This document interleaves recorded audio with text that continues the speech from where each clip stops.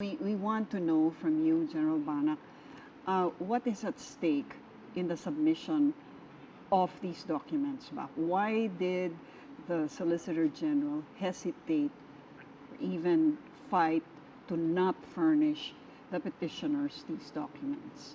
Well, it has become a matter of national security because the issue on the war on drugs has become an international issue, and it has gone outside the country. And in fact, a lot of countries have already questioned. As far as national security is concerned, di ba, what's all the concern about national security when 3/4 of the figure apparently does not even have to do with, by your own estimation, the drug war?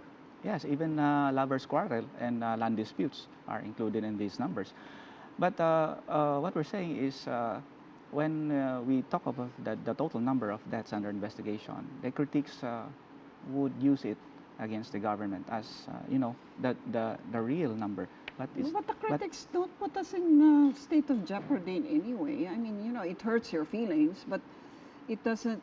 Does it really put the nation's security at risk just because critics are criticizing? I mean, that's what they do. Yeah, but the foreign some foreign nations are using it, are making a case against it, and then even lodged complaints against against the country in the United Nations Commission on Human Rights. So these are the figures that we are really careful about. No, okay, but okay, General Banac, I'm just bringing it down to basically the petition is all about investigating those who died while being arrested, supposedly. So let's just take one case. How can one drug-related death put a country at risk? Even if you say there were 3,000 possible cases of those, which is a lot already. But, okay, so siguro yun sabihin nyo, baka may national security risk, baka sindikato. But one death during an operation, how can information on that one death endanger an entire country?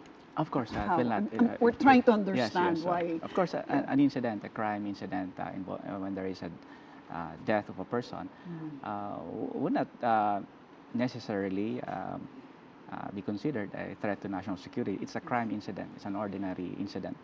But taking on a larger context, in a bigger picture, and when this involves already foreign governments and politics, when politics comes in, it paints a different picture, and this is being used against the government. So the Office of the Solicitor General may have just taken a position to be careful and then just maintain that this would be a national security matter, and that's why they were just very careful. But of course, the OSG can always explain this further.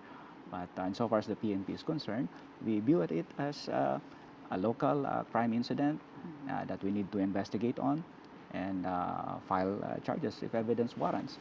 To address that, I would just maybe go back to how these documents arrived at our tables. No? Halo-halo. Delivery daw delivery, Una po, registered mail. Mail. If these were concerns of national security, you wouldn't mail them. Second, good point. Second po, when you open them, again, you expect a reasonable or actually a high degree of care in these documents. Yes. These are official documents, eh? Yes. Dapat nga confidential, Mark, Wala pong ganon. And pag inopen po yung dokumento, magkakahalo sila. When there was a clear directive from the court, you submit this per region. Talagang may ganun, instructions.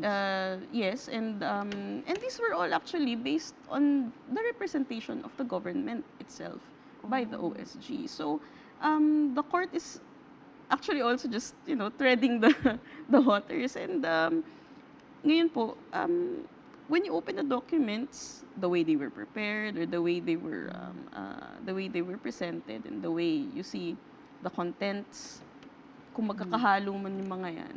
And initially, they did not submit from NCR, Central Visayas, and Oo ARM. nga, NCR pa, doon pinakamaraming, sabihin na lang Tapos natin. yung Cebu rin. Yeah, in Cebu. No? But when we were examining the first batch of documents, we find some CDs or CDs from Cebu, CDs from Nahalo. So nahalo po. So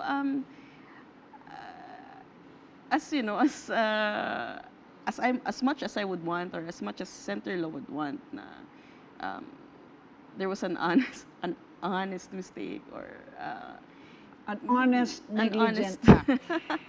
as much That's as okay. we would want, of course we would want cooperation between the parties, but if that was what was given to us, then we couldn't help but Yeah. conclude otherwise.